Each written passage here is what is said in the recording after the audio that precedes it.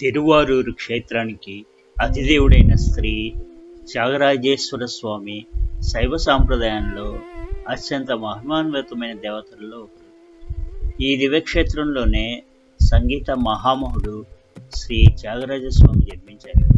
క్షేత్రాది దేవుడైన త్యాగరాజుని అనుగ్రహానికి గుర్తుగా ఆ బాలునికి త్యాగరాజు అనే నామకరణం జరిగింది. అనంతరం అదే త్యాగరాజు శ్రీరామ భక్తి మరియు సంగీత సాధనల ద్వారా జగద్గురువుగా కర్ణాటక సంగీతానికి చిరస్మరణీయమైన మహానుభావుడిగా నిలిచారు. క్రీస్తు శకం 1767 సంవత్సరంలో వైశాఖ శుద్ధ షష్ఠి శుక్రవారం నాడు తిరువారూరులో సంగీత త్రిమూర్తులలో ఒకరైన శ్రీ త్యాగరాజస్వామి జన్మించారు. తండ్రి రామబ్రహ్మం, తల్లి సీతమ్మ. కాకర్ల వంశానికి చెందిన ఈ మహానుభావుడు భారద్వాజ గోత్రీకుడు. త్యాగరాజస్వామి పూర్వీకులు ఆంధ్రప్రదేశ్లోని కర్నూలు జిల్లా కాకర్ల గ్రామం నుండి తమిళనాడులోని తంజావూరు ప్రాంతానికి వలస వచ్చి తిరువారూరులో స్థిరపడ్డారని చరిత్ర చెబుతుంది. బాల్యంలోనే తల్లి వద్ద జయదేవి నష్టపదులు, పురంధరదాసు దేవరనామాలు, అన్నమయ సంకీర్తనలు నేర్చుకున్నారు. తండ్రి వద్ద సంస్కృత ఆంధ్ర భాషల్లో పాండిత్యాన్ని సంపాదించి ప్రతిరోజు పోతన భాగవతాన్ని పారాయణ చేసేవారు. అనంతరం సొంటి వెంకట సుబ్బయ్య వద్ద సంగీత శిక్షణ పొంది సంగీత శాస్త్రంలో అపార పాండిత్యాన్ని సంపాదించారు. ఒకనాడు శ్రీ రామకృష్ణానంద స్వామి త్యాగరాజు ఇంటికి విచ్చేసి ఆయన భక్తి జ్ఞానాన్ని చూసి పరవశించారు. సంతోషించి నారదోపోసన అనే మహామంత్రాన్ని ఉపదేశించారు.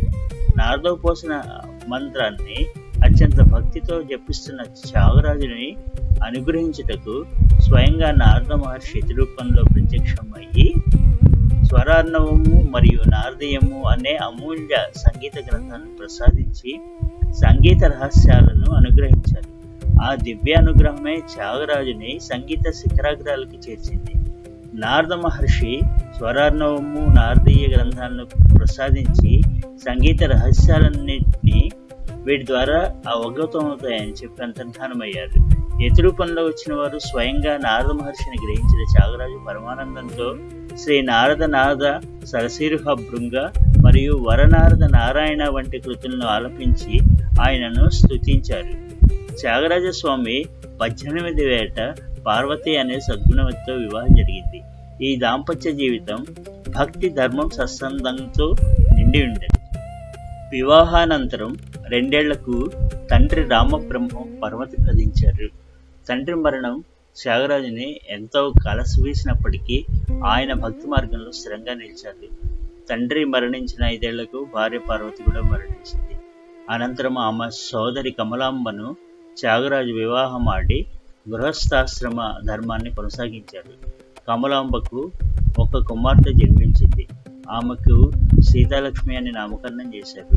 యుక్త వయసు వచ్చిన తర్వాత సీతాలక్ష్మిని అమ్మాళ్ళ అగ్రహారంలో నివసించే కుప్పుస్వామయ్యకు వివాహం చేశారు.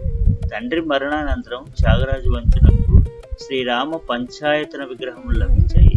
అప్పటి నుండి ఆయన మరింత భక్తి శ్రద్ధలతో శ్రీరామారాధనకు నిమగ్నం అయ్యారు. ఉంచవర్తి చేస్తూ నిడంబర జీవితాన్ని గడిపిన త్యాగరాజునకు శ్రీ రామకృష్ణానంద స్వామి రామతారక మంత్రాన్ని ఉపదేశించారు. 96 కోట్ల రామతారక మంత్ర జపాన్ని పూర్తి చేసిన త్యాగరాజుకు విశ్వామిత్ర మహర్షి యాగరక్షణకు వెళ్తున్న శ్రీరాముడు, లక్ష్మణుడు స్వామితో సహా దివ్య రూపంలో దర్శనమిచ్చి కృపా కటాక్షం ప్రసాదించారు. శ్రీరామ దర్శనానంతరం త్యాగరాజు పరమానందతో ఏలని దయరాదు వంటి కృతులను రచించి భగవంతునికి అనేక విధాలుగా స్తుతించారు. వాల్మీకి మహర్షి 24,000 శ్లోకాలతో రామాయణాన్ని రచించినట్టే వాల్మీకి అంశమైన త్యాగరాజస్వామి 24,000 కీర్తనలు రచించారని సాంప్రదాయం చెబుతుంది. ఆ కాలంలో ముద్రణా యంత్రాలు లేకపోవటం వల్ల త్యాగరాజస్వామి రచించిన వేలాది కీర్తనలు కేవలం కొద్దిపాటి కీర్తనలు మాత్రమే తరతరాలకు లభించాయి. అయినప్పటికీ ఆ అమూల్య కీర్తనలు నేటికి కర్ణాటక సంగీత ప్రపంచాన్ని ప్రకాశింపచేస్తూనే ఉన్నాయి. కీర్తనలతో పాటు త్యాగరాజస్వామి ప్రహ్లాద భక్తి విజయము, నౌకాచరిత్రము, సీతారామ విజయం వంటి ప్రబంధాలను కూడా రచించాడు. అయితే సీతారామ విజయము ప్రస్తుతం అందుబాటులో లేదు.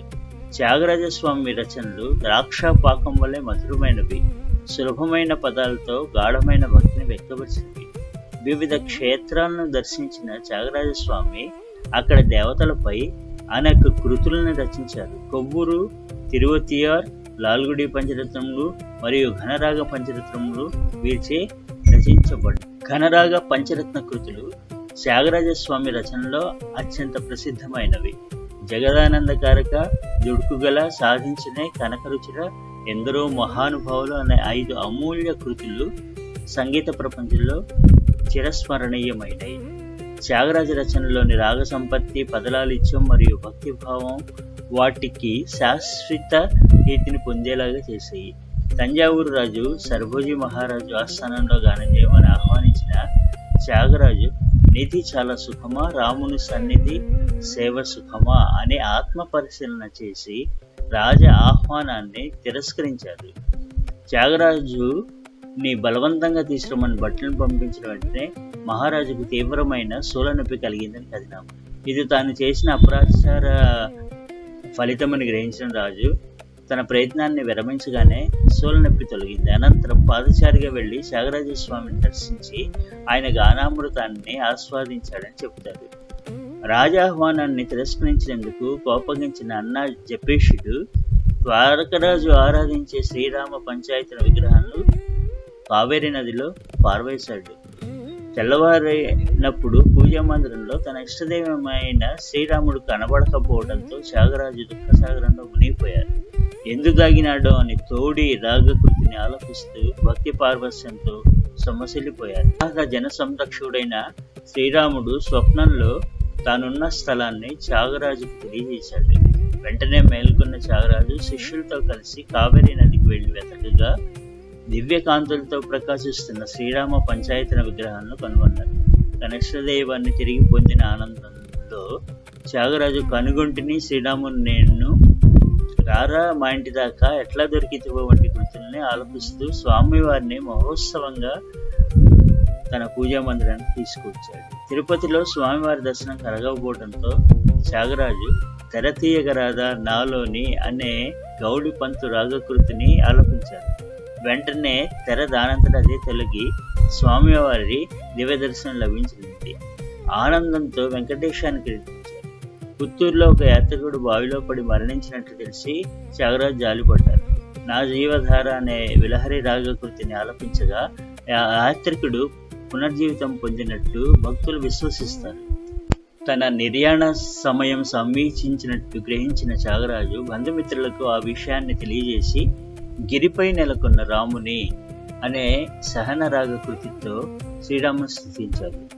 పరాభవనామ సంవత్సర పుష్య బహుళ చతుర్దశి నాడు శ్రీ పరమహంస బ్రహ్మానందేంద్ర స్వామి వారి వద్ద సన్యాసాశ్రమాన్ని స్వీకరించి నాద బ్రహ్మానంద స్వామి అనే దివ్యనామాన్ని పొందారు. మరుసటి రోజు నిత్యకర్మలు పూర్తి చేసి పరమాత్ముడు, పరితాపము వంటి కృతులను ఆలపించారు. అనంతరం యోగ సమాధిలో ఉండగా ఆయన కపాలం నుండి వెలువడిన దివ్య తేజస్సు పరమాత్మలో లీనమైంది. శిష్యులు గురుదేవుని భౌతిక దేహాన్ని భజనలతో కావేరి తీరానికి తీసుకొని సమాధి చేశారు. ఆ సమాధిపై తులసికోట నిర్మించి నాదబ్రహ్మ త్యాగరాజస్వామి స్మృతిని చిరస్థాయిగా నిలిపారు. నేటికి తిరువాయూరులో శ్రీ త్యాగరాజస్వామి సమాధి వద్ద ప్రతి సంవత్సరం పుష్య బహుళ పంచమి సందర్భంగా ఆరాధన మహోత్సవాలు అత్యంత వైభవంగా నిర్వహించబడుతున్నాయి. ప్రపంచ నలుమూలల నుండి సంగీత విద్వాంసులు చేరి పంచరత్న కృతులను గానం చేస్తూ నాదబ్రహ్మనికి నివాళులర్పిస్తారు. త్యాగరాజస్వామి శిష్యుల్లో వీణ కుప్పయ్యర్, సుబ్బరాయ శాస్త్రి, మానాంబు చావడి, వెంకట సుబ్బయ్యర్, వాలాజీపేట వెంకటరమణ భాగవతార్, కృష్ణశాస్త్రి, కృష్ణస్వామి భాగవతార్ వంటి మహావిద్వాంసులు ప్రముఖులు. వీరి ద్వారా త్యాగరాజ సంప్రదాయం తరతరాలకు వ్యాపించింది. పరమభక్తుడైన శ్రీ త్యాగరాజస్వామి సంగీతానికి చేసిన సేవ అపారమైంది. భక్తి, సంగీతం, సాహిత్యం అనే 3 మహోన్నత ప్రవాహాలను ఏకం చేసి కర్ణాటక సంగీతాన్ని ప్రపంచవ్యాప్తంగా వెలుగొందేలా చేసింది. ఆయన కీర్తనలు నేటికి భక్తి మార్గానికి దివ్య స్తంభాలుగా నిలిచి కోట్ల హృదయాలను శ్రీ రామభక్తులు ఉచితున్నాయి. నాదోపాసన ద్వారా భగవంతుని చేరుకోవచ్చని ప్రపంచానికి చూపించిన మహనీయుడు శ్రీ త్యాగరాజస్వామి. ఆయన జీవితం భక్తికి ఆదర్శం, సంగీతానికి మార్గదర్శకం, మానవాళికి అమూల్య సంపద. జై జై రామ శ్రీరామ, జై జై నాద బ్రహ్మ, శ్రీ త్యాగరాజస్వామి.